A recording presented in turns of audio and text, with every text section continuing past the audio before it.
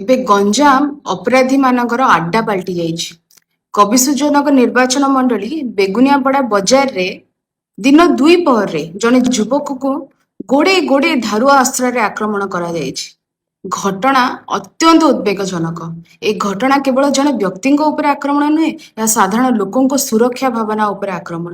ଆଜି ଲୋକେ ପ୍ରଶ୍ନ କରୁଛନ୍ତି, ଯଦି ବିଚ୍ ରାସ୍ତାରେ ସିସିଟିଭି ସାମ୍ନାରେ ଏଭଳି ଆକ୍ରମଣ ହୋଇପାରେ, ତେବେ ସାଧାରଣ ନାଗରିକ କେତେ ସୁରକ୍ଷିତ ଅଛନ୍ତି? ଗଞ୍ଜାମରେ ଆଇନ ଶୃଙ୍ଖଳା ଭୁଷୁଡି ପଡିଛି।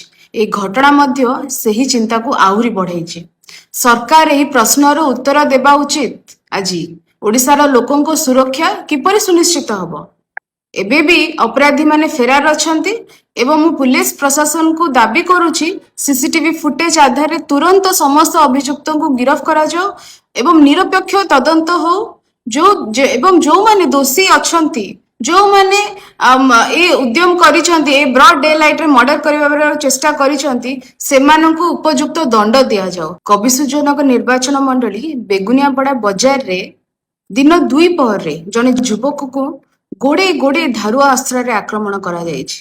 ଘଟଣା ଅତ୍ୟନ୍ତ ଉଦ୍ବେଗଜନକ।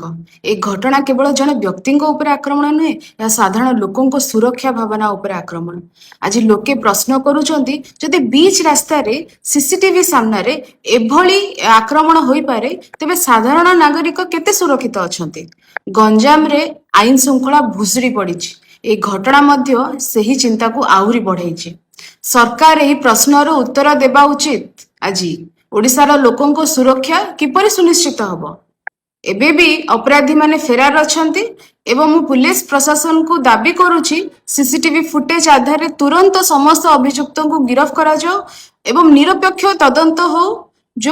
ଏବଂ ଯେଉଁମାନେ ଦୋଷୀ ଅଛନ୍ତି, ଯେଉଁମାନେ ଏ ଉଦ୍ୟମ କରିଛନ୍ତି, ଏ ବ୍ରଡ୍ ଡେ ଲାଇଟରେ ମର୍ଡର କରିବାର ଚେଷ୍ଟା କରିଛନ୍ତି, ସେମାନଙ୍କୁ ଉପଯୁକ୍ତ ଦଣ୍ଡ ଦିଆଯାଉ। କାହିଁକି ନା ଆଇନର ଶାସନ ସର୍ବୋପରି। ଅପରାଧୀ ଯିଏ ହଉ ନା କାହିଁକି, ତାଙ୍କୁ ଆଇନ ଆଗରେ ଜବାବ ଦେବାକୁ ହିଁ ପଡିବ। ଧନ୍ୟବାଦ।